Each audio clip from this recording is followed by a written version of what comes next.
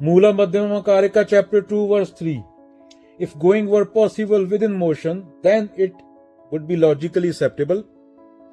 But since motion without going is impossible, therefore movement itself cannot be truly exist as going.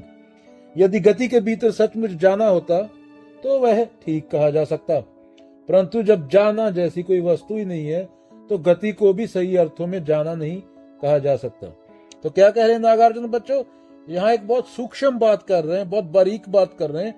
हम जब कहते हैं मैं जा रहा हूं तो लगता है कोई चलने की क्रिया चल रही है, लेकिन जरा देखो रुक के, क्या जाना नाम की कोई स्थायी चीज मौजूद है? जाना कब शुरू होता है? जब चलना शुरू होता है। और चलना कहाँ खत्म होता है? यहाँ जाना समाप्त होता है। पर दोनों एक दूसरे पर निर्भर हैं, एक बिना दूसरे के नहीं। इसलिए नागार्जुन कहते हैं गति और जाना दोनों ही स्वतंत्र है, इंडिपेंडेंट है। मानसिक कल्पना है तुम्हारी। श्लोक कहता है मन जो आना जाना देखता है वह उन्हें अलग अलग घटनाएं मानता है, पर वास्तव में केवल नाम है, कोई स्वतंत्र सत्ता नहीं। तुम कहते हो मैं चला, लेकिन मैं और चलना दोनों कहां से आए? विचार से। विचार के बिना ना चलना है ना जाना है। कृष्ण होते या शंकराचार्य होते वो भी ये बोलते चलने वाला चलना, और जिस जगह चला जा रहा है, ये तीनों एक ही चेतना खेल है।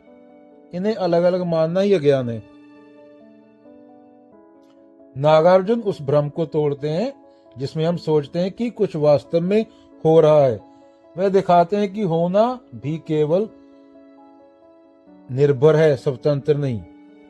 होना भी निर्भर है दूसरी चीज पे।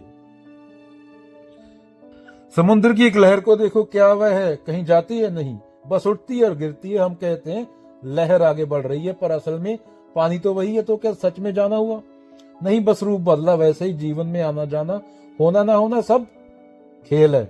तो गति और जाना क्या बोल रहे हैं? दो नहीं है, केवल भाषा की डिफरेंस है, भिन्नता है। क्या? अगेन, गति और जाना अलग अलग नहीं है। किसी भी क्रिया का अस्तित्व अपने आप में नहीं, वह अन्य वस्तुओं पर निर्भर है, डिपेंडेंट है। वो अन्य वस्तु पर इंडिपेंडेंट नहीं है कोई भी चीज। इसलिए संसार में कोई स्वतंत्र घटना ही नहीं होती। पेड़ है वो सूरज पे डिपेंड है, पानी पे डिपेंड है, बीज पे डिपेंड है, मौसम पे डिपेंड है, धरती के तापमान पे डिपेंड है। पेड़ का अकेले कोई अस्तित्व नहीं है। इसलिए संसार में कोई स्वतंत्र इंडिपेंडेंट घटना नहीं है। जब ये समझ आ जाता है कि कुछ भी अलग नहीं, कुछ भी स्थायी नहीं, तभी नागार्जुन की क्या होती है? शून्यता और अद्वैत में उसको वन्य